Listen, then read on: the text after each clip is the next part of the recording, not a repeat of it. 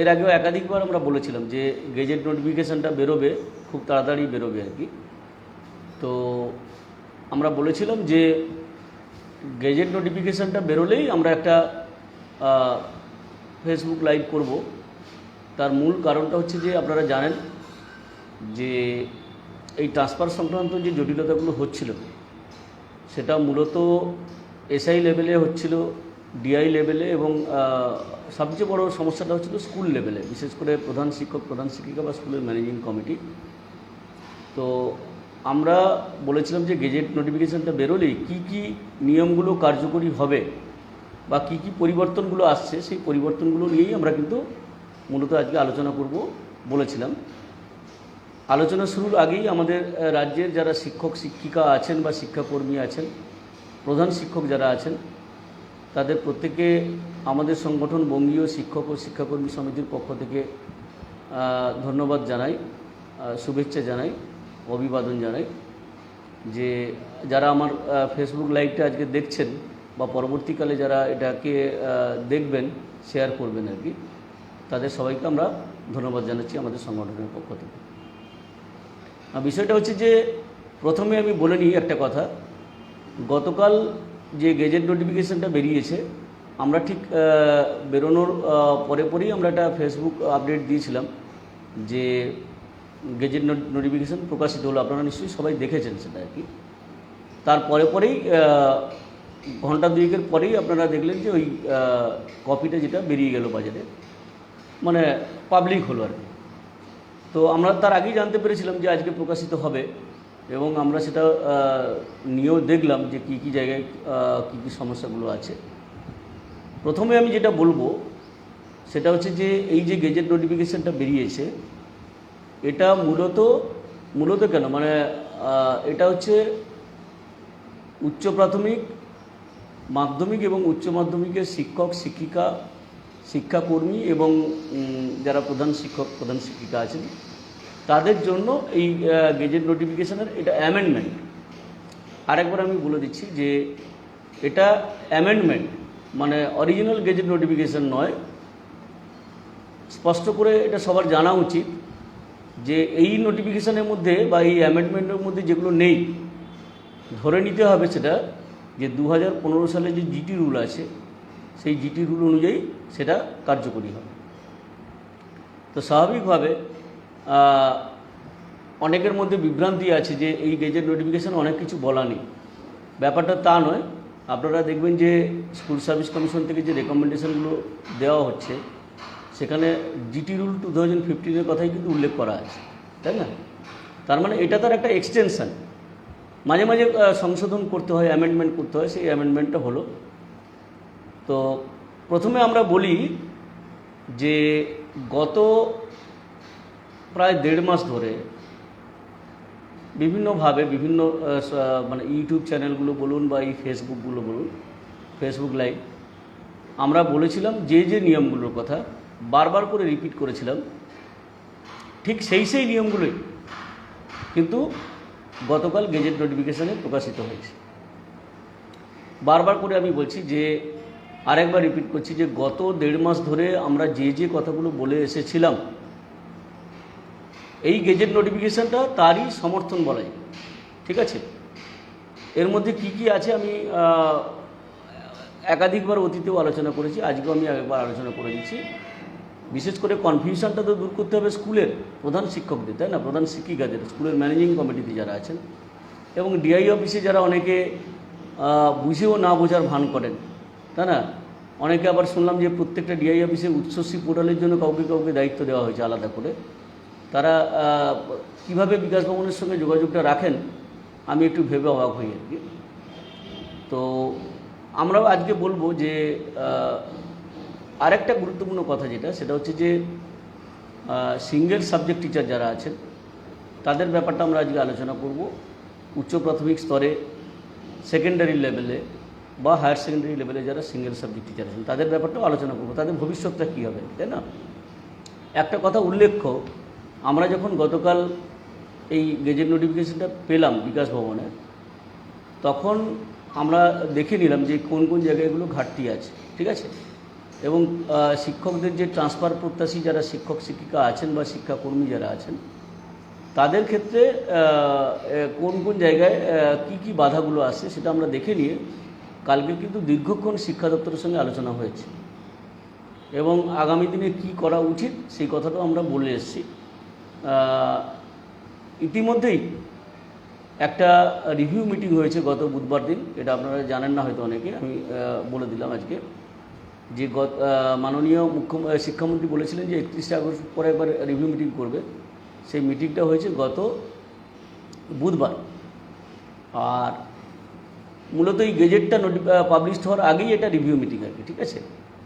আর আবার একটা review meeting হবে, সেটা পুজোর আগে হতে পারে বা পুজোর মাঝামাঝি হতে পারে বা পুজোর পরেও হতে পারে। বাকি যে পরিবর্তনগুলো দরকার আমরা যেগুলোর কথা বলেছি আর কি, সেই পরিবর্তনগুলো তারপরেই আসতে পারে। প্রথমে আমরা বলি যে আমরা বলেছিলাম যে প্রেফার্ড ক্যাটাগরি যেটা আছে, প্রেফার্ড ক্যাটাগরিতে যারা দরখাস্ত করবেন তারা 10%-এর বাইরে, এটা আমরা বলেছিলাম, আমরা একাধিকবার বলেছিলাম। এই গেজেট নোটিফিকেশন কিন্তু তাকে সমর্থন করেছে বা এখানে সেটা উল্লেখ করা আছে বা বলা আছে, তাই না? তো স্বাভাবিকভাবে যেসব প্রধান শিক্ষক বা প্রধান শিক্ষিকা জিও দেখতে চাইছিলেন, খালি জিও জিও জিও করে বলছিলেন, তো তাদের কাছে এটা ক্লিয়ার হয়ে যাবে, পরিষ্কার হয়ে যাবে। এরপর আলাদা করে কোনো ক্ল্যারিফিকেশন বা কোনো আলাদা করে ব্যাখ্যার কোনো প্রয়োজন নেই।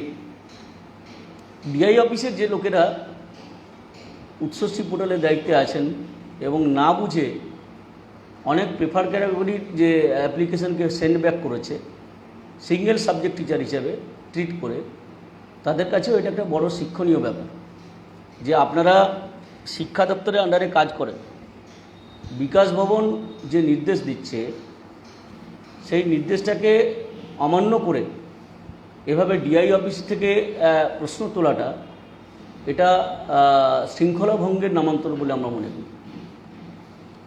আমরা জানি না এই সরকারের আমলে কী হচ্ছে, কিন্তু অন্য রাজ্যের সরকার হলে বা অন্য সরকার হলে তারা কিন্তু কড়া পদক্ষেপ নিত।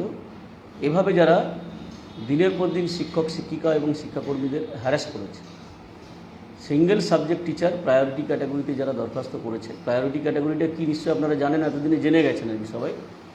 সেটা হচ্ছে যে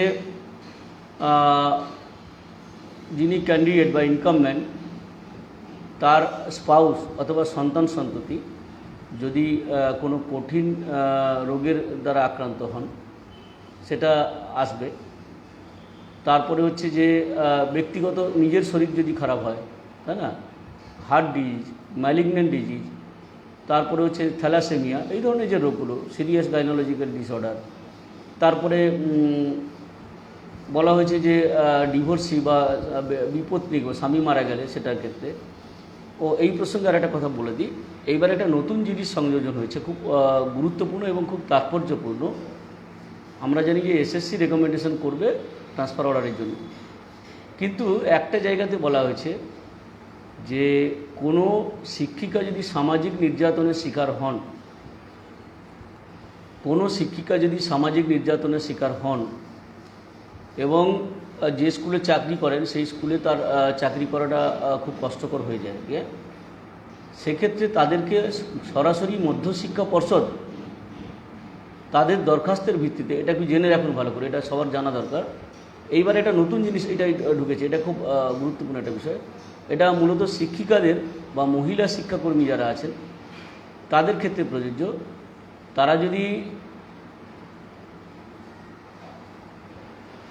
যদি তারা সামাজিক নির্যাতনের শিকার হন, তাহলে সেক্ষেত্রে তারা যদি মধ্যশিক্ষা পর্ষদে দরখাস্ত করেন সভাপতিকে, তাহলে তারা ডিপার্টমেন্টের সঙ্গে কথা বলে বা শিক্ষা দপ্তরের সঙ্গে কথা বলে তারা কিন্তু সরাসরি তাদেরকে ট্রান্সফার করে দিতে পারে। এই প্রভিশনটা নিয়ে আসা হয়েছে। এটা শিক্ষিকা যারা বিশেষ করে সামাজিক লাঞ্ছনার শিকার হয়েছেন, এই ধরনের শিক্ষিকাদের ক্ষেত্রে একটা বড় খবর।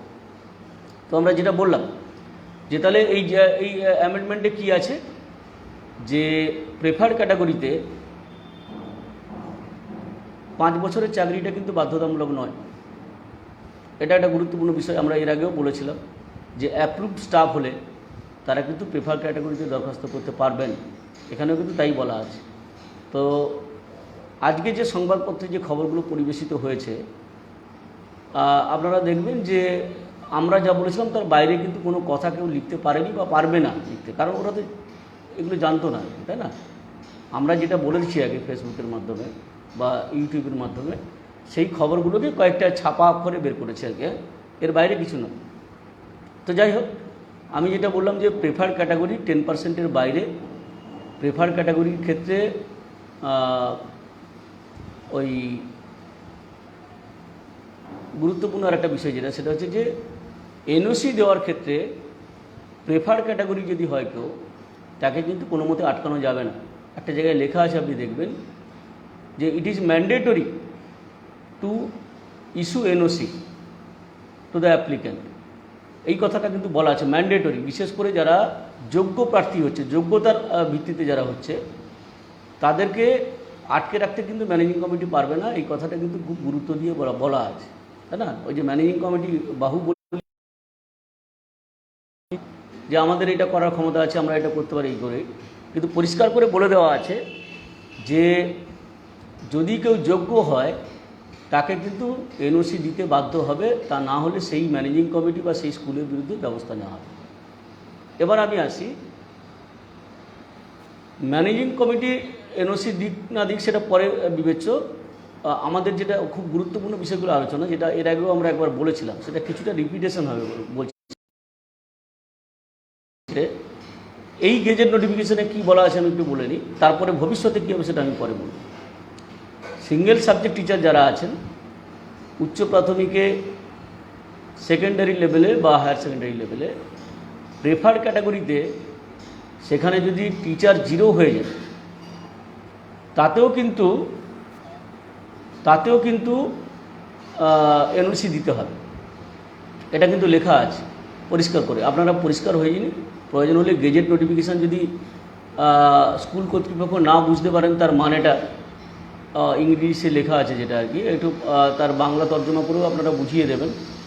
সেখানে বলা হচ্ছে যে প্রেফার্ড ক্যাটাগরিতে দরখাস্ত করলে সেখানে যদি 0 সাবজেক্ট টিচারও হয়ে যায়, তাকে কিন্তু এনওসি দিতে কোনো বাধা নেই।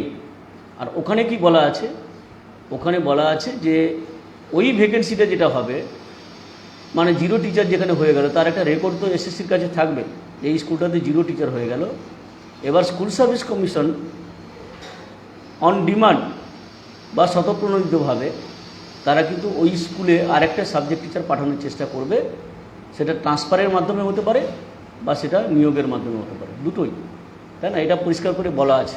ভালো করে এটা জেনে নিন যে প্রিফার ক্যাটাগরিদের ক্ষেত্রে সে জুনিয়র হাই স্কুলের টিচার হোক বা সেকেন্ডারি লেভেলের টিচার হোক, নর্মাল সেকশন যাকে বলি আমি সব মিলিয়ে, আর এইচএসের টিচার হোক, সেখানে কিন্তু এনওসি আটকাতে পারবে না।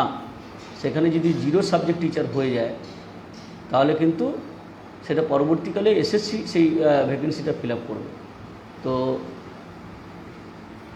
স্বাভাবিকভাবে একটা পোর্শন আমরা সিঙ্গেল সাবজেক্ট টিচারে এখানে ক্লিয়ার হয়ে গেল, তাই না? আর এবার আমি আসবো দ্বিতীয় যে বিষয়টা, যে আর কি এখানে পরিবর্তন হয়েছে। পরিবর্তন হয়েছে যে কারো রেকমেন্ডেশন যদি ইস্যু হয় এবং ট্রান্সফার অর্ডার যদি ইস্যু হয়, এটা এর আগে অবশ্য বলা ছিল যে স্কুল কমিটি তাকে রিলিজ দিতে বাধ্য।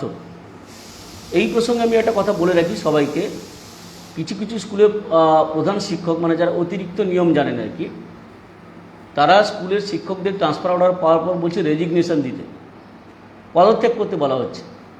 প্রথম কথা হচ্ছে, ট্রান্সফারটা কিন্তু পদত্যাগ করে যাওয়ার ব্যাপার নয়।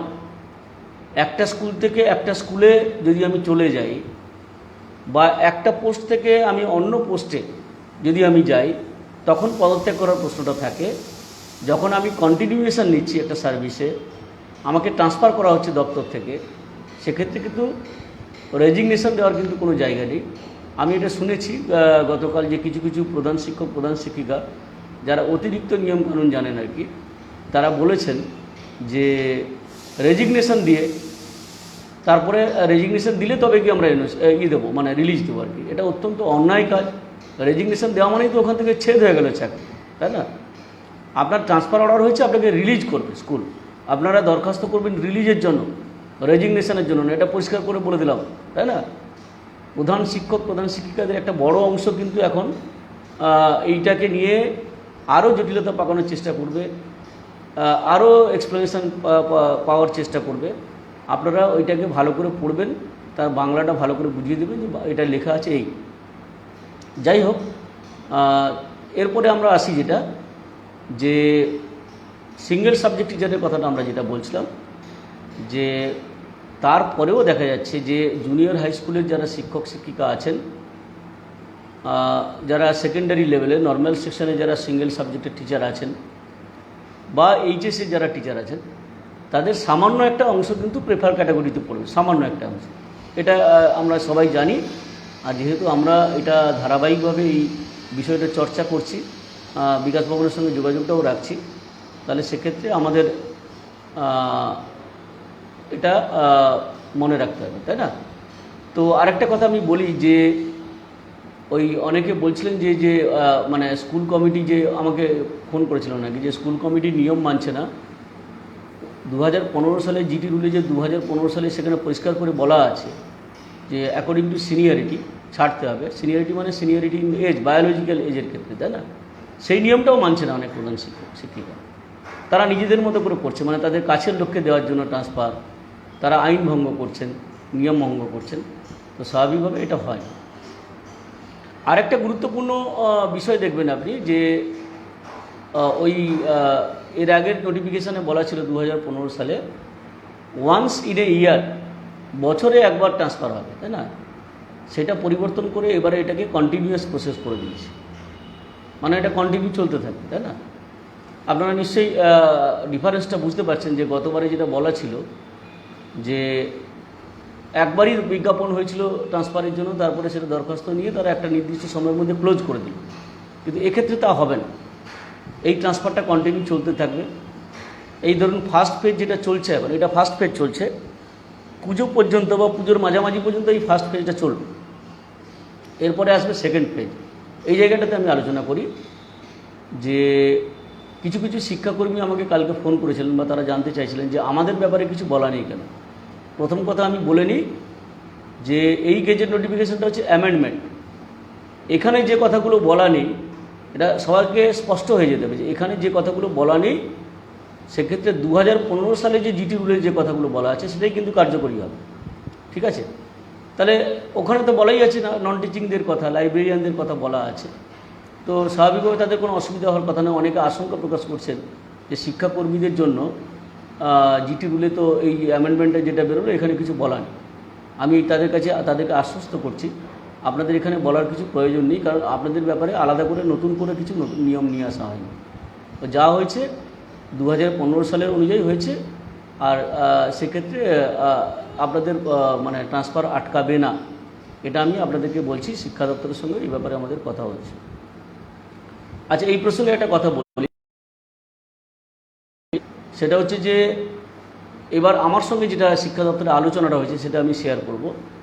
সেটা হলো যে বাকি জুনিয়র হাই স্কুলের টিচার যারা আছেন, যারা প্রেফার ক্যাটাগরিতে পড়ল, সেকেন্ডারি লেভেলে যারা আছেন সিঙ্গেল সাবজেক্ট টিচার, ধরুন সংস্কৃত, তারপরে হচ্ছে ফিজিক্যাল এডুকেশান, ওয়ার্ক এডুকেশান বা অন্যান্য সাবজেক্ট যেগুলো পড়ানো হয়। অনেক স্কুল আছে দেখবেন, মাধ্যমিক স্কুল, যেখানে একজন করেই সাবজেক্ট টিচার আছে, একটাই করে পোস্ট আছে। আপার প্রাইমারিতে তো আছেই একটা করে পোস্ট, আবার এমন সেকেন্ডারি স্কুল আছে সেখানে একটাই পোস্ট আছে একটা সাবজেক্টে। তাহলে তারা তো জীবনে ট্রান্সফার পাবে না, লাইফ টাইমে একবারও ট্রান্সফার পাবে না। এই কথাটা আমরা গতকাল কিন্তু তুলে ধরেছি শিক্ষা দপ্তরের আধিকারিকদের সঙ্গে যে আলোচনা হয়েছিল। তারা বলেছেন যে এই সব ব্যাপারটা নিয়ে আলোচনা হচ্ছে এবং সেকেন্ড ফেজে আমরা যে যুক্তিটা দেখিয়েছি যে ধরুন আজকে যারা চাকরিতে আছেন, অনেক দূরে চাকরিতে আছেন, দূরত্বটা যেটা অনেক গুরুত্বপূর্ণ ব্যাপার। বিশেষ করে 2016 সালের এসএলএসটিতে যারা নিযুক্ত হয়েছেন তারা অনেক দূরে চাকরি পেয়েছেন। তো তাদের মধ্যে আবার অনেকের চাকরি 5 বছর এখনও হয়নি, তাই না? আর দূরত্বটাকে কিন্তু সেই অর্থে গুরুত্ব এখানে দেওয়া হয়নি। এই কথাটা আমরা বারবার করে বলেছি যে দূরত্বটাকে গুরুত্ব দেওয়া উচিত। অন্য জেলায় যারা চাকরি করেন তাদেরকে গুরুত্বটা দেওয়া উচিত। সব কিছু মিলিয়ে একটা কম্প্রিহেন্সিভ যে নোটিফিকেশান সরকারের কাছ থেকে আশা করছি আমরা, তাই না? তো তারা বলেছেন যে আমরা আলোচনার স্তরে রেখেছি অনেক সুপারিশ এসছে বিভিন্ন জায়গা থেকে, আপনাদের কাছ থেকেও এসছে। আমরা এগুলোকে খতিয়ে দেখছি। এরপরে যখন রিভিউ মিটিংটা হবে সেখানে কিন্তু ফাইনাল সিদ্ধান্তগুলো নেওয়া হবে। এই জায়গায় আমি বলি যে আমরা যে গুরুত্বপূর্ণ দাবিগুলো রেখেছি তার মধ্যে যেমন অন্যতম আছে যেটা যে 5 বছরের জায়গায় 2 বছর করতে হবে। এটা আমরা কালকে কিন্তু শিক্ষা দপ্তরের আধিকারিকদের এই কথাটা বলেছি যে আধিকারিক আপনাদের এই পোর্টাল তৈরি করতে সাহায্য করেছেন, মুখ্যমন্ত্রীর দপ্তরের যে সেক্রেটারি মিস্টার সেলিম, তো তিনিও তো মাদ্রাসা শিক্ষার যে পোর্টালটা এবং ট্রান্সফার যে রুলটা সেটাও তৈরি করতে সাহায্য করেছেন। তাহলে তার হাত দিয়ে যেটা বেরিয়েছে সেখানে লেখা আছে মাদ্রাসা শিক্ষকদের ক্ষেত্রে যে কনফার্ম সার্ভিস হলে তারা কিন্তু দরখাস্ত করতে পারে। কনফার্ম সার্ভিস মানে আপনারা জানেন এখন 2 বছরে কনফার্মেশন হয়। তো স্বাভাবিকভাবে মাদ্রাসা শিক্ষকরা তারা 2 বছরে হলে তারা ট্রান্সফার পেতে পারেন বা যোগ্য তারা বিবেচিত হবেন। এটা অবশ্যই একটা ভালো নিয়ম। আমরা আমাদের ক্ষেত্রেও এই নিয়মটা প্রযোজ্য করার কথা বলেছি যে 5 বছরটা কমিয়ে 2 বছর করা হোক। আর কনফার্মেশন কথাটা না লেখাই ভালো, কারণ এখন কনফার্মেশনের যে হাল, অনেকে চাকরি হয়ে গেছে 3.5 বছর হয়ে গেল, 3 বছর হয়ে গেল, এখনও কিন্তু কনফার্মেশন হয়নি। তো স্বাভাবিকভাবে কনফার্ম কথাটা না লিখে 2 ইয়ার্স লিখলে, বিশেষ করে জেনারেল ট্রান্সফারের ক্ষেত্রে আমরা বলছি, তাই না? তো এটা আমরা বলেছি যে মাদ্রাসা বোর্ড যেভাবে তারা ট্রান্সফার রুলটা তৈরি করেছে 2 বছরকে অ্যালাউ করে, আপনারাও সেটা করুন। সেটা ওরা দাবিতে আমাদের আছে এবং তারা বিবেচনা করবেন বলে বলেছেন, তাই না? এই মুহূর্তে ফাইনালি কোনো সিদ্ধান্ত হয়নি। আমরা যেমন বলেছি 200 কিলোমিটার বা অন্য জেলায় চাকরি যারা করেন, একটু দূরত্বে চাকরি করেন, দূরে চাকরি করেন, অন্য জেলায় চাকরি করলে সেটা 100 কিলোমিটারও হতে পারে, 150 কিলোমিটারও হতে পারে, আবার 50 কিলোমিটারও হতে পারে, তাই না? কিন্তু দূরত্বটাকে এটা বিবেচনা করা উচিত আমরা মনে করি। তো এটা আমরা বলেছি, এটা কনসিডারেশনের মধ্যে নিয়ে আসার কথা আমরা বলেছি। এবার শিক্ষা দপ্তর থেকে যে কথাটা বলা হয়েছে, তারা যেটা বলছেন যে আমরা সেকেন্ড ফেজে, আমরা যে আরেকটা কথা বলেছি যেটা আলোচনা করছি সেটা হচ্ছে যে ধরুন নতুন যারা শিক্ষক শিক্ষিকা নিযুক্ত হবে তারা তো কয়েক বছর দূরে কাটিয়ে দিতে পারবেন, তাই না? তাহলে দূরের টিচারদের আপনারা পাশের জেলাতে, নিজের জেলাতে ফিরিয়ে নিয়ে আসুন। আর বাকি ওই জায়গাগুলো যে পোস্টগুলো ভ্যাকেন্ট হবে সেই ভ্যাকেন্ট পোস্টে আপনি নতুন করে নিয়োগ করে দিন, তাহলে তো কোনো অসুবিধা হবে না। তারা কয়েক বছর আবার ওখানে চাকরি করবেন, আবার এদিকে ভ্যাকেন্সি হলে তখন তাদেরকে আবার ট্রান্সফার দিয়ে এখানে চলে আসবেন। এটা একটা ধারাবাহিকভাবে করতেই পারে। এই যুক্তিটা কিন্তু শিক্ষা দপ্তর মেনে নিয়েছে, তাই না? যে আমরা দূরের শিক্ষকদের কাছাকাছি নিয়ে এসে তাহলে একটা নিয়োগ করবো আমরা, এইভাবে এই পলিসিটা হয়তো নেওয়া হতে পারে। এবং এটা পুজোর পরে পরে কিন্তু একটা উদ্যোগ সরকারের পক্ষ থেকে নেওয়া হবে যে জুনিয়র হাই স্কুল টিচার যারা আছেন, সেকেন্ডারি লেভেলের সিঙ্গেল সাবজেক্টের টিচার যারা আছেন, বা হায়ার সেকেন্ডারি লেভেলের সিঙ্গেল সাবজেক্ট টিচার যারা প্রেফার ক্যাটাগরিতে পড়ছেন না, তাদের জন্য একটা আলাদা করে ব্যবস্থা হতে পারে। এই সম্ভাবনা কিন্তু তৈরি হয়েছে, তাই না? স্বাভাবিকভাবে এই মুহূর্তে হতাশ হওয়ার কোনো কারণ নেই, ভেঙে পড়ার কোনো কারণ নেই, বা মুছড়ে পড়ার কোনো কারণ নেই। আর এই সুযোগটাকে কাজে লাগিয়ে এই কথাটা আমি পরিষ্কার করে বলছি যে শিক্ষক শিক্ষিকাদের মধ্যে এই যে ঝোঁকটা যেটা আর কি, যে কোনো কিছু হলেই আদালতে ছুটে যাও, কোর্টে যাও, পার্সোনাল কোনো গ্রিভেন্স যদি থাকে, বারবার করে আমি বলছি যে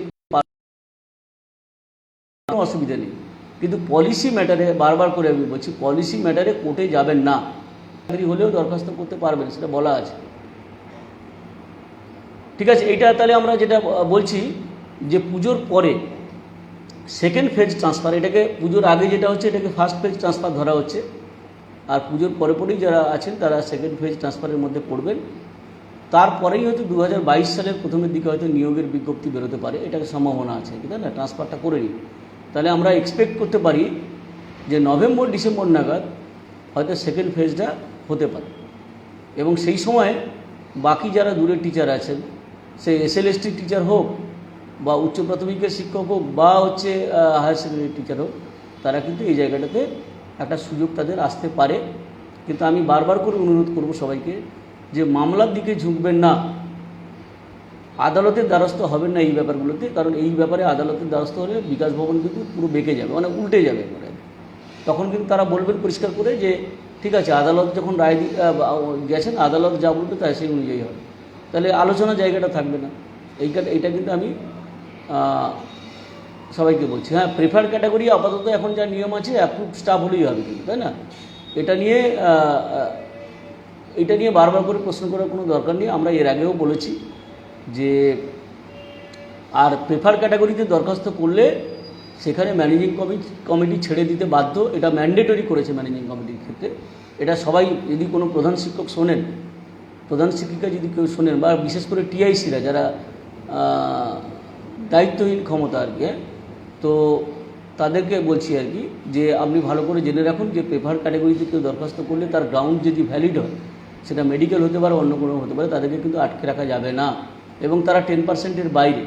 আর একটা প্রশ্ন করেছিলেন যে ধরুন কোনো স্কুলে 33 জন টিচার আছে, 3 জন তারা অলরেডি দরখাস্ত করেছিল এবং তারা ট্রান্সফার পেয়ে গেছে, তাহলে পরবর্তীকালে কি সেই স্কুল থেকে কেউ দরখাস্ত করতে পারবে?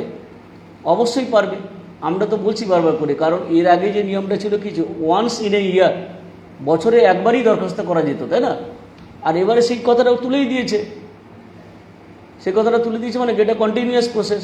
তাহলে তারপরেও আরও যদি 30 জন টিচার থাকেন, ধরুন 33 জনের মধ্যে 30 জন হয়ে গেল, তাহলে সেক্ষেত্রে তারপরে কিন্তু আবার 3 জন দরখাস্ত করতে পারবে।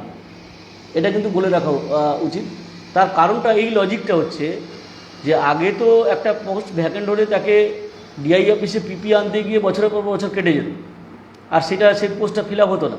কিন্তু এখন যেটা নিয়ম হয়েছে, যে এইটা আমি বলে দিই সবাইকে, একটু পরিষ্কার করে শুনবেন, যে রিলিজ নেওয়ার পরেই আপনারা একটু চেষ্টা করবেন যে আপনাদের প্রোফাইলটা নতুন স্কুলে ট্রান্সফার করে নিতে।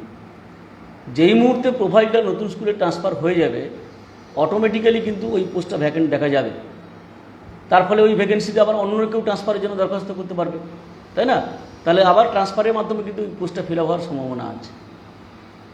আর ট্রান্সফার হওয়ার আগে যদি নিয়োগ হয়ে যায়, তাহলে তো কেউ ট্রান্সফার পাবে না, ভ্যাকেন্ট পোস্ট থাকবে না, তাহলে ট্রান্সফারটা কোথায় পাবে, তাই না? আমরা এই কথাটা বারবার করে বলেছি যে আপনারা নিয়োগের বিজ্ঞপ্তিটা দেওয়ার আগেই যত বেশি পরিমাণ ট্রান্সফার করতে পারেন সেটা করে ফেলুন, করে তারপরে নিয়োগে যান। কারণ নিয়োগ একবার হয়ে গেলে তখন কিন্তু টিচাররা ট্রান্সফার পাবে না। এটা নিশ্চয়ই সবার কাছে পরিষ্কার হয়েছে। তাহলে আমি যেটা বলবো, যে উচ্চ প্রাথমিকের যারা সিঙ্গেল সাবজেক্ট টিচার আছেন, সেকেন্ডারি লেভেলের যারা সিঙ্গেল সাবজেক্ট টিচার আছেন, বা হায়ার সেকেন্ডারি যারা সিঙ্গেল সাবজেক্ট টিচার আছেন, তাদের ক্ষেত্রে কিছুটা আশার আলো আমরা পেয়েছি এই গেজেট নোটিফিকেশানে, যে তারা যদি প্রায়োরিটি ক্যাটাগরিতে হন তারা এনওসি পাবেন, এমনকি 0 টিচার হয়ে গেলেও পাবেন। এই জায়গাতে একটা পরিষ্কার করে বলে দিচ্ছি, কালকে গেজেট নোটিফিকেশানে একটা কথা বলা হয়েছে, দেখুন, যে ওখানে 0 টিচারের কথা বলা হয়েছে, 0 সাবজেক্ট টিচার, একটা স্কুলের কথা বলা হয়েছে। কিন্তু হেডমাস্টার হেডমিস্ট্রেসদের আমি বারবার করে বলছি, বা ডিআই অফিসের কেউ যদি দেখেন, এটা ভালো করে বোঝার চেষ্টা করবেন। ওইখানে বলা হয়েছে স্কুলে যদি 0 টিচার, 0 সাবজেক্ট টিচার, তাহলে ধরুন একটা হায়ার সেকেন্ডারি স্কুলে এইচএস লেভেলে একজন টিচার আছেন, একই সাবজেক্টের নর্মাল সেকশনে একজন টিচার আছেন, তাহলে এই দুজনের মধ্যে কিন্তু একজন এনওসি পেতেই পারে।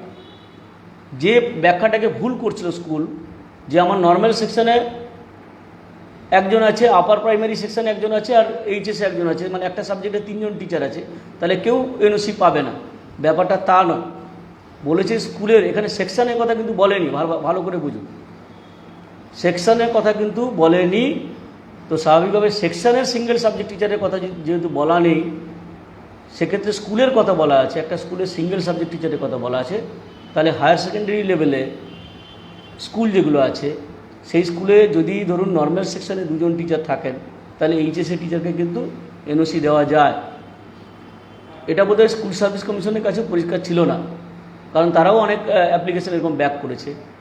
পিএইচ ক্যাটাগরির ক্ষেত্রে আমি বলি, পিএইচ ক্যাটাগরি প্রেফার ক্যাটাগরিতে আছে, দেখে নিয়েছেন, তাদের অ্যাপ্লিকেশনে কিন্তু ব্যাক করে দিয়েছে, তাই না? তো স্বাভাবিকভাবে গতকাল নোটিফিকেশানটা বেরিয়ে যাওয়ার পর ডিআই অফিসও ব্যাক করতে পারবেন না, স্কুলও ব্যাক করতে পারবেন না, এবং এসএসসিও ব্যাক করতে পারবেন না। ইনফ্যাক্ট এই কথাটা আমি বলি যে পিএইচ ক্যাটাগরি সহ প্রেফার ক্যাটাগরিতে যারা দরখাস্ত করছেন, তাদের পছন্দের স্কুল না পেলে তাদের পাশের কোনো স্কুলকে দেওয়ার ব্যবস্থা করা হবে। সেই কথাটা কিন্তু আমরা এর আগেও বলেছিলাম, এবারেও বলছি, সেটা লেখা আছে সেই কথাটা। তো স্বাভাবিকভাবে আমরা যে কথাগুলো বলেছিলাম বারবার করে, সেটা এখানে উল্লেখ আছে। আরেকবার আমি বলছি যে এইচএস লেভেলের যে স্কুল, সেখানে যদি একই সাবজেক্টের একাধিক টিচার থাকে, তাহলে এখানে এইচএস নর্মাল বলে আলাদা করে বিবেচ্য হবে না। সাবজেক্ট টিচার থাকলেই সেখানে কিন্তু একজনকে ওই সিনিয়রিটি বেসিসে, সিনিয়র ইন এজ, যদিও এই সিনিয়র ইন এজ কথাটাকে, এটাকে আমরা শিক্ষা দপ্তরকে বারবার করে বলবো এরপরে, যে এটাকে তুলে দেওয়ার জন্য, কারণ হচ্ছে সার্ভিস সিনিয়রিটিটাকে কাউন্ট করা উচিত। আমরা এটা মনে করি সমস্ত সার্ভিসের ক্ষেত্রে ট্রান্সফার বা প্রমোশন সব কিছুতে কিন্তু সার্ভিস সিনিয়রিটিটাকে গ্রান্ট করা হয়, তাই না? কেন এটা 2015 সালেই ছিল, সেটাকেই চালাচ্ছে আর কি। আমরা বলবো যে সার্ভিস সিনিয়রিটিটাকে কাউন্টেড হোক, কারণ অল্প বয়সে চাকরি পাওয়াটা তো কোনো অপরাধের নয়। আর এই সিনিয়রিটি ইন সার্ভিসের সুযোগ নিয়ে অনেকে কিন্তু 25 কিলোমিটারের মধ্যেই আছেন বা 26 কিলোমিটারের কাছে আছেন, তারা কিন্তু বাড়ির কাছাকাছি ট্রান্সফার পাচ্ছে। এটা ঠিক নয়, আমার এই পলিসিটা ঠিক নয় বলে মনে করছি। বরং আমাদের যেটা দাবি, যেটা গুরুত্ব দিয়ে আমরা বলছি যে দূরের টিচার যারা আছে, অনেক দূরে দূরে অন্য, তাদেরকে বরং নিজের জেলায় ফিরিয়ে নিয়ে আসাটা অনেক বেশি গুরুত্বপূর্ণ বলে আমরা মনে করি, তাই না? সেই কারণে আমরা বারবার করে দাবি করছি সিনিয়রিটি ইন সার্ভিসটাকে এখানে কাউন্ট করা উচিত। আর হচ্ছে আরেকটা গুরুত্বপূর্ণ বিষয়, সেটা হচ্ছে যে ওই সার্ভিস সিনিয়রিটিটা, আমি যদি একটা স্কুলে চাকরি করি, সেখান থেকে ধরুন কোনো মিউচুয়াল ট্রান্সফার বা জেনারেল ট্রান্সফার নিয়ে আসি, তাহলে তারপরে কিন্তু ওই সার্ভিস সিনিয়রিটিটা কাউন্ট হচ্ছে না। এটাকেও আমরা বলবো যে এটা অযৌক্তিক। এটা একটা লোক যদি ধরুন 15 বছর চাকরি করে, তাহলে তার মাত্র 5 বছর কাউন্ট হচ্ছে, তাহলে এটা তো ঠিক নয়। তাই এটাকে আমরা মনে করি যে এই জায়গাগুলোতে পরিবর্তন করার আছে প্রয়োজন আছে।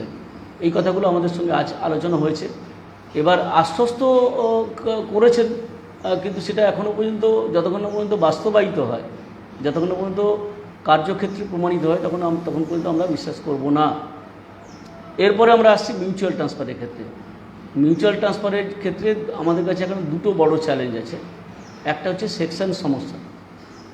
সেকশন সমস্যাটা হচ্ছে কি না, হায়ার সেকেন্ডারি টিচার যিনি পিজি স্কেল এনজয় করেন, তার সঙ্গে নর্মাল সেকশনের টিচার যারা আছেন তারাও পিজি স্কেল এনজয় করছেন।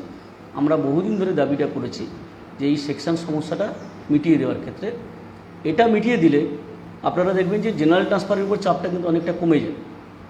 এটা একটা ব্যাপার। এই দাবিটা কালকেও আমরা আলোচনা করেছি শিক্ষা দপ্তরে, তারা গুরুত্ব দিয়ে বিবেচনা করবেন বলেছেন। এটা মিটে গেলে অনেকটা ভালো ফলপ্রসূ হবে ট্রান্সফার প্রসেসটা। তার সাথে সাথে আমরা যেটা বলেছি যে মিউচুয়াল ট্রান্সফার একাধিকবার তো ইতিমধ্যেই চালু হয়েছে, কিন্তু সেই 5 বছরের যে গ্যাপটা রেখেছে, সেই 5 বছরের গ্যাপটা তুলে দেওয়ার কথা আমরা বলেছি। আমরা এই কথাটা বলেছি যে ধরুন একজন টিচার অন্য জেলায় চাকরি করতেন, তিনি নিজের জেলায় ফিরে আসার জন্য একটা মিউচুয়াল ট্রান্সফার নিয়েছেন, সেটাও তার বাড়ি থেকে 70 কিলোমিটার 80 কিলোমিটার দূরে, সেখানেও 3 ঘন্টা জার্নি করে বা 4 ঘন্টা জার্নি করে তাকে যেতে হচ্ছে। এবার তিনি নিজের জেলায় নিজের ব্লকে বা কাছাকাছি যদি কোনো মিউচুয়াল পেয়ে যান পার্টনার, তাহলে সেক্ষেত্রে তাকে অ্যালাউ করতে কোনো অসুবিধা নেই। এটা শিক্ষা দপ্তর কিন্তু স্বীকার করেছে যে না, এটার তো কোনো অসুবিধা হওয়ার কথা নয়। আর এটা দিলে শিক্ষা ব্যবস্থার কিন্তু কোনো ক্ষতি হবে না। এটাকে যত বেশি করে উৎসাহিত করবে বিকাশ ভবন, তত বেশি শিক্ষা ক্ষেত্রে স্কুলগুলো লাভবান হবে মিউচুয়ালটাকে যত করে। এটা আমরা দাবি করেছি কালকে আলোচনা হয়েছে দীর্ঘক্ষণ ধরে, এবং এই দাবিটা আমরা করেছি। এই দুটো জিনিস আমরা কিন্তু মিউচুয়াল ট্রান্সফারের ক্ষেত্রে এটাকে আমরা কার্যকরী করার চেষ্টা করব আগামী দিনে। আর মাস 2-3 মধ্যেই সব কিছু দেখবেন পরিষ্কার হয়ে যাবে। তো স্বাভাবিকভাবে হ্যাঁ, অনেক দূরের জেলায় যারা আছেন তাদের কথা তো আমরা বারবার করে বলছি যে এবার কেউ যেটা জানতে চাইছেন যে মিউচুয়াল ট্রান্সফারের যে রুলটা, যে রুল অনুযায়ী হচ্ছে আর কি, সেটা 2012 সালের যে রুলটা ছিল সেই রুল অনুযায়ী তো হচ্ছে না, তাই না? এই ক্ষেত্রে আমরা যেটা বলেছি, আমরা যে কথাগুলো বলেছি যে অলরেডি যেগুলো মিউচুয়াল ট্রান্সফারের ক্ষেত্রে চালু আছে সেইটার পরিবর্তন করা হবে, এবং মিউচুয়াল ট্রান্সফারের যে গেজেট অ্যামেন্ডমেন্ট যেটাকে বলা হয়, সেই অ্যামেন্ডমেন্ট কিন্তু বেরোবে। কিন্তু তার আগে আমরা ওই সেকশন প্রবলেমটা সমাধান করার চেষ্টা করি, কারণ এটা সমাধান না করলে গেজেট নোটিফিকেশান বেরিয়ে গেলে কোনো লাভ হবে না, তাই না? তার সাথে সাথে ওই যে একাধিকবার মিউচুয়াল ট্রান্সফার তো চালুই হয়ে গেছে, এটার যে ওই যে 5 বছরের যে ব্যারিয়ারটা, এটা তুলে দেওয়ার ব্যবস্থাটা করি। এটা হওয়ার পরে অ্যামেন্ডমেন্টটা বেরোলে লাভবান হবে শিক্ষক শিক্ষিকারা, লাভবান হবেন বা শিক্ষাকর্মীরা, ঠিক আছে? আর অনেকে প্রশ্ন করেছেন যে এই যে এসএসসিতে যেগুলো মেডিকেল গ্রাউন্ডে যেগুলো চলে গেছে বা পিএইচ ক্যাটাগরিতে যেগুলো চলে গেছে সেগুলো আটকে আছে। এবার আমরা যেটা কথাবার্তা বলে জানতে পেরেছি, এবার কিন্তু শুরু হবে। এই মূলত গেজেট নোটিফিকেশানের জন্য যেটা আটকে ছিল, গেজেট নোটিফিকেশান যেহেতু বেরিয়ে গেছে, তাহলে এবারে কিন্তু আটকানোর সম্ভাবনা কম। এবার হয়তো আগামী সপ্তাহ থেকে দেখবেন শুরু হয়ে যেতে পারে, তাই না? শিক্ষাকর্মী যারা আছেন, ক্লার্ক থেকে আরম্ভ করে যারা গ্রুপ ডি, ল্যাব অ্যাটেন্ডেন্ট যারা দরখাস্ত করেছেন, তাদের ট্রান্সফার হতে আগামী সপ্তাহ থেকে শুরু হতে পারে, সে সম্ভাবনা তৈরি হয়েছে। ঠিক আছে, মিউচুয়াল ট্রান্সফারটা চলে গেল এবং গ্রুপ ডি যারা নন টিচিং স্টাফ আছেন তাদের কথাটা বলে ফেললাম।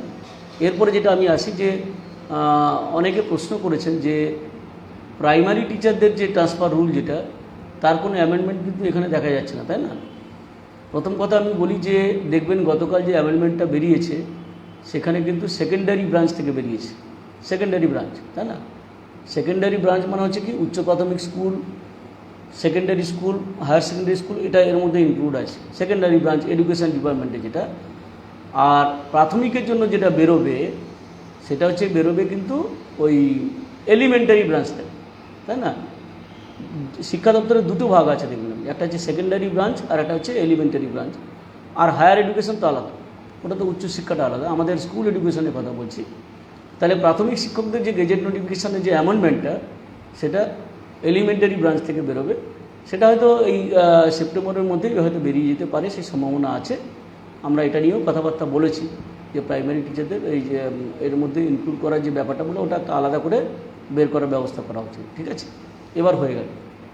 এবার আসি আমরা যে প্রাথমিক শিক্ষকদের মিউচুয়াল ট্রান্সফার নিয়ে কিছু সমস্যা হচ্ছে, আমরা শিক্ষা দপ্তরের সঙ্গে আলোচনা করে যেটা একটা সমাধান করার চেষ্টা করছি, সেটা হচ্ছে যে প্রাথমিক শিক্ষকদের ক্ষেত্রে যেটা মিউচুয়ালের ক্ষেত্রে যেটা দেখা যাচ্ছে যে নিজের সার্কেলে তিনি কিন্তু দরখাস্ত কোনো পার্টনারকে চয়েস করতে পারছেন না, তাই না?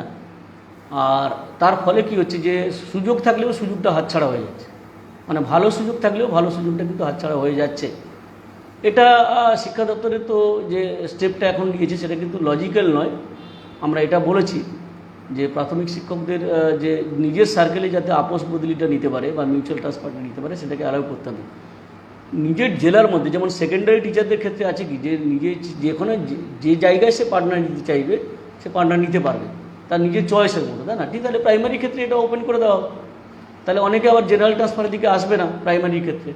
তাই এইগুলো তো অনেক সুবিধাজনক ব্যাপার। এটা শিক্ষা দপ্তরকে আমরা বলেছি বারবার করে যে প্রাথমিক শিক্ষকদের আমাদের যে প্রাথমিক শিক্ষক সংগঠন যেটা আছে বঙ্গীয় প্রাথমিক শিক্ষক সমিতি, আপনারা জানেন তার সাধারণ সম্পাদক গৌতম পান্ডা। সে গৌতম পান্ডাকে তো আমি গৌতম দা আমরা তো একাধিকবার কমিশনারের সঙ্গে দেখা করেছি, এই কথাটা বোঝানোর চেষ্টা করেছি, মন্ত্রীর দপ্তরেও নিয়ে গেছিলাম। ওনাদের যে প্রেসিডেন্ট আছেন ওই সংগঠনে জওহরলাল চট্টোপাধ্যায় বা চ্যাটার্জি, তাকেও গৌতম দার সঙ্গে আমরা একাধিকবার নিয়ে গেছি শিক্ষা দপ্তরে। আমরা কথাবার্তা বলেছি যে প্রাথমিক শিক্ষকদের সমস্যাগুলো যাতে সমাধান হয়, তারপর ওদের যে ওই বেতন কাঠামোটা নিয়ে সেই কথাও হয়েছে। তো স্বাভাবিকভাবে প্রাথমিক শিক্ষকদের যে সমস্যাটা সেটাও সমাধান করার চেষ্টা করছি আমরা। কখনো কখনো ওনারা যাচ্ছেন, আমিও যাচ্ছি, যাতে করে এইসব ব্যাপারগুলো মেটানো যায়। তো আগামী দিনে এটা চালু হলেও কিন্তু আমরা অবাক হব না যে নিজের সার্কেলে প্রাথমিক শিক্ষক টিচাররা কিন্তু মিউচুয়াল ট্রান্সফার নিতে পারবেন। আর এটা করলে তো কোনো অসুবিধা নেই, ক্ষতি নেই। আমি বারবার করে যেটা বলছি বা আমরা শিক্ষা দপ্তরকে যেটা বোঝানোর চেষ্টা করছি যে একাধিকবার মিউচুয়ালটা যত বেশি করে অ্যালাউ করবেন আপনি তত বেশি আপনাদের লাভ, শিক্ষা প্রতিষ্ঠানের লাভ, শিক্ষক শিক্ষিকাদের লাভ, ছাত্রছাত্রীদের লাভ, তাতে ক্ষতি নেই। তবে একটা কথা আমি বলি, এই জায়গায় শিক্ষক শিক্ষিকাদের আমি যেটা বলতে চাই বা একটা মানে বার্তা দিতে চাই যে দেখুন, একটা ব্যাপার হচ্ছে যে শিক্ষক শিক্ষিকা যারা আমরা কাজ করছি স্কুলে, ছাত্রছাত্রীদের প্রতি তো আমাদের দায়বদ্ধতা আছে, এটা অস্বীকার করা যাবে না। তাহলে আমি 1 মাস আগে একটা স্কুলে জয়েন করলাম, আবার হঠাৎ করে ইচ্ছে হলো 1 মাস পরে আবার ট্রান্সফার নেব, এইটা হয়তো আপনি নিজের সুবিধের জন্য করছেন বা আপনারা করবেন, কিন্তু একটু প্রতিষ্ঠানের কথাটা ভাবা উচিত, তাই না? সেক্ষেত্রে আমি বলবো যে নিজেদের যে পিএফ ট্রান্সফারটা এটা করে নিয়ে তবে দরখাস্তটা করবেন, যদি অ্যালাউ করে আর কি, যে খুব মিউচুয়ালটা যদি তাড়াতাড়ি করে অ্যালাউ করে দেয়, তাহলে এক্ষেত্রে আমি সবাইকে সাজেশন দেব যে একটা কন্ডিশন থাকা উচিত যে পিএফ ট্রান্সফারটা হলে তারপরে ট্রান্সফারে দরখাস্ত করতে পারবো। এটা থাকলে আমার মনে হয় ভালো হবে। তাহলে নাহলে ওই ভবিষ্যতে আপনারাই কিন্তু জটিলতার মধ্যে পড়বেন, তখন শিক্ষা দপ্তরকেও দায়ী করবেন। সেক্ষেত্রে এটা হওয়া উচিত বলে আমরা মনে করি। ঠিক আছে, আলোচনার বিষয় যে আর ছোট ছোট 2-4টে বিষয় আছে আলোচনা, যে অনেকে হয়তো জানেন যে যাদের ট্রান্সফার অর্ডার হয়েছিল, ভ্যাকেন্সি প্রবলেম ছিল, সেই ভ্যাকেন্সিগুলো এখনও পর্যন্ত কিছু আটকে আছে, 25-30টা মতো। তো তো আমরা গত সপ্তাহে গিয়েছিলাম, গত সপ্তাহে কেন এই সপ্তাহেই গিয়েছিলাম, গতকালও আমরা গিয়েছিলাম, কথাবার্তা বলেছি যে তাড়াতাড়ি করে ছেড়ে দেওয়ার কথা বলেছি। তার সাথে সাথে স্পেশাল ট্রান্সফারের যে অর্ডারগুলো প্রায় 200-র কাছাকাছি যাদের ভ্যাকেন্সি একেবারে দেওয়া যায়নি বা হয়নি আর কি, সেক্ষেত্রে তাদের যাতে ভ্যাকেন্সিটা উচ্চশিক্ষা পোর্টাল থেকে দিয়ে দেওয়া হয় সেই কথাটাও আমরা বলেছি। এই দুটো ব্যাপার মিটিয়ে দিলে এই চ্যাপ্টারটা ক্লোজ হয়ে যাবে, মানে পুরনো যে চ্যাপ্টারটা, তাই না? এটা নিয়ে তো মামলাও হচ্ছে, আপনারা জানেন যে প্রত্যেক দিন কোর্টে মামলা হচ্ছে, টিচাররা যাচ্ছে, কিন্তু পরাজয় হচ্ছে, তাই না? ওই জন্য তো আমরা বলেছিলাম যে কেন এটা এই সুযোগটা আপনারা দিচ্ছেন। যারা পেন্ডিং কেস আছে যাদের, সেই কটা মাত্র আছে, উচ্চশিক্ষা পোর্টাল থেকে হাজার হাজার ট্রান্সফার হচ্ছে, তাহলে মাত্র 200 কেসকে আপনারা তো প্রয়োজন হলে 2 দিনের মধ্যে সলিউশন করে দিতে পারেন, তাই না? এটা করে দিন, এই মামলা জিয়ে রেখে লাভ নেই। তার টিচাররা ইন্ডিভিজুয়ালি কোর্টে যাচ্ছেন, সেখানে কোর্ট গভর্নমেন্টকে অর্ডার দিচ্ছে যে আপনাকে এটা করে দিতে হবে, তাই না? এমনকি মাঝখানে একটা অর্ডারও দিয়েছিল, আপনারা জানেন না অনেকে হয়তো, যে বলেছিল যে 1 ঘন্টার জন্য উচ্চশিক্ষা পোর্টাল বন্ধ রাখতে হবে। বন্ধ রেখে যা ভ্যাকেন্সি আছে সেই ভ্যাকেন্সি ওই শিক্ষিকা বা শিক্ষককে ওইখানে বসিয়ে পোর্টাল খুলে যে ভ্যাকেন্সি চয়েস তিনি করবেন, সেই ভ্যাকেন্সিটাকে অ্যালট করে তারপরে কিন্তু উচ্চশিক্ষা পোর্টাল খুলতে হবে। এরকম একটা কোর্ট অর্ডার দিয়েছিল, আপনারা অনেকে জানেন, মাঝখানে কয়েকদিন আগে হয়েছে ঘটনাটা। 1 ঘন্টার জন্য কিন্তু পোর্টাল বন্ধ রাখতে হয়েছে এবং এটা শিক্ষা দপ্তরকে করতে হয়েছে, বাধ্য করেছে কোর্ট। তাহলে এটা কেন শিক্ষা দপ্তর এটা অ্যালাউ করছে কেন?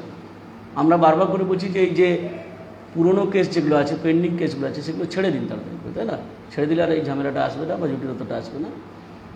আর এই সমস্যাগুলো তো গেল, তো স্বাভাবিকভাবে যে আগামী দিনে যাতে করে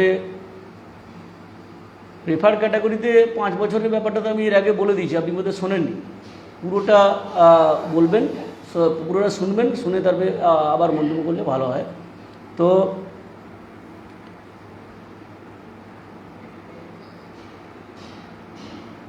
পছন্দের স্কুল নিয়ে ট্রান্সফারটা আটকে রেখেছে, মানে আমি ব্যাপারটা বুঝলাম না।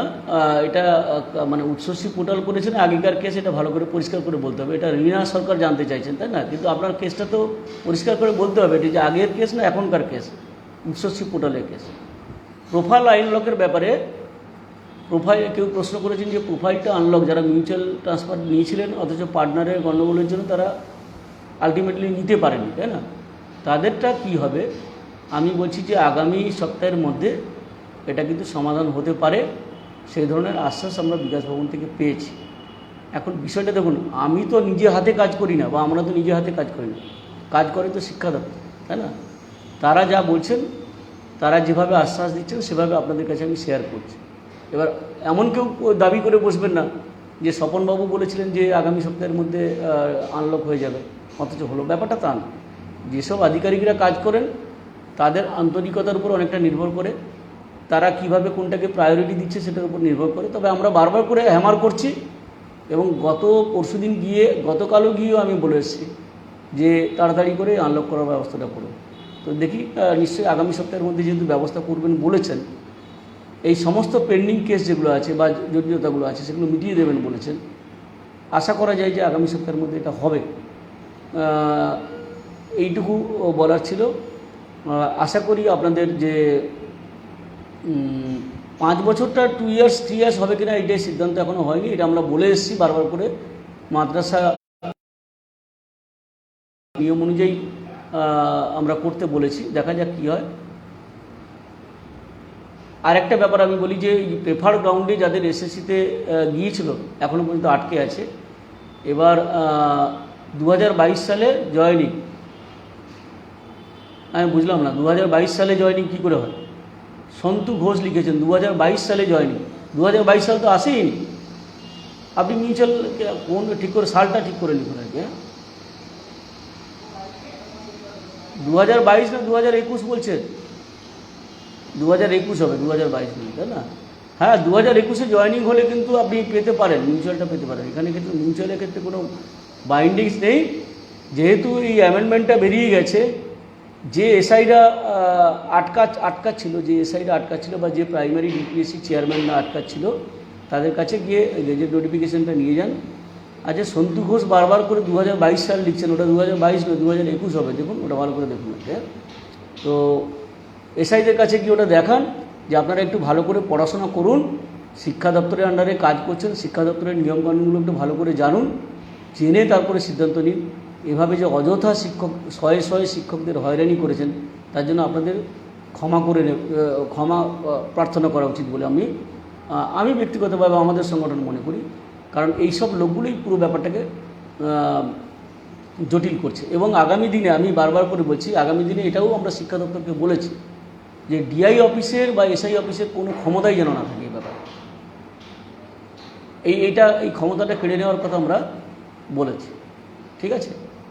দেখা যাক সেটাও যদি কার্যকরী করা যায়, সেটাও একটা কিন্তু বড় ব্যাপার। হ্যাঁ, মিউচুয়াল ট্রান্সফারের ক্ষেত্রে নোটিফিকেশানটা বেরোবে কয়েকদিনের মধ্যে বেরোবে, দিনক্ষণ বলা যাবে না। যখন বেরোনোর সম্ভাবনা তৈরি হবে তখন আমি বলে দেবো। আপনারা তো জানেন, ফেসবুকে আমি দিয়ে দিই। আমার দেওয়া ফেসবুকের খবর 4-5 দিন পরে সংবাদপত্রে আমাদের রাজ্যের যে তথাকথিত নামকরা যে সংবাদপত্রগুলো আছে সেগুলো প্রকাশ করে আর কি। আর ওই আমাকে যারা কাগুজে বাঘ বলতো আর কি, এখন সেই কাগুজে বিড়াল বা কাগুজে ইঁদুরদের বক্তব্য নিয়েই কিন্তু খবরগুলো প্রকাশ করে আর কি। যেটা মানে আমার ফেসবুকে দেওয়া 1 সপ্তাহ আগে বা 2 দিন আগে, 3 দিন আগে, এখন সেই বাসি খবর বা সেই পচা খবর তারা সংবাদপত্রে লিখছে এবং অপ্রাসঙ্গিক লোকেদের বা অবাঞ্ছিতদের রিয়াকশান বা বক্তব্য দিয়ে আর কি। এটা তো আপনারা চোখের সামনে দেখতেই পাচ্ছেন। তো স্বাভাবিকভাবে আশা করি সবার প্রশ্নের উত্তর দিতে পারলাম। প্রেফার্ড গ্রাউন্ডটা 10%-এর বাইরে, এটা তো আমি এর আগেও বলেছিলাম, তাই না? ও আরেকটা দাবি অনেকে করেছিলেন কালকে, যে স্পাউসের ডিস্টেন্স যদি 50 কিলোমিটারের উপরে হয়, মানে তার কর্মস্থলের ডিস্টেন্স, সেটাকে প্রেফার্ড গ্রাউন্ডে নিয়ে আসার কথা আমরা বলেছি। আগামী দিনে আরও বেশি জোরালোভাবে এটাও বলবো যে স্বামী স্ত্রীর চাকরির কর্মস্থলের দূরত্ব 50 কিলোমিটারের উপরে হলে সেটা আগে স্পেশাল ট্রান্সফারের আওতায় ছিল, এবারেও যাতে প্রেফার গ্রাউন্ডের মধ্যে সেটা আসে, সেটা কতটা আমরা চেষ্টা করে যাব, তাই না? এইভাবে আশা করি যে আজকে যে আমরা এটা করলাম,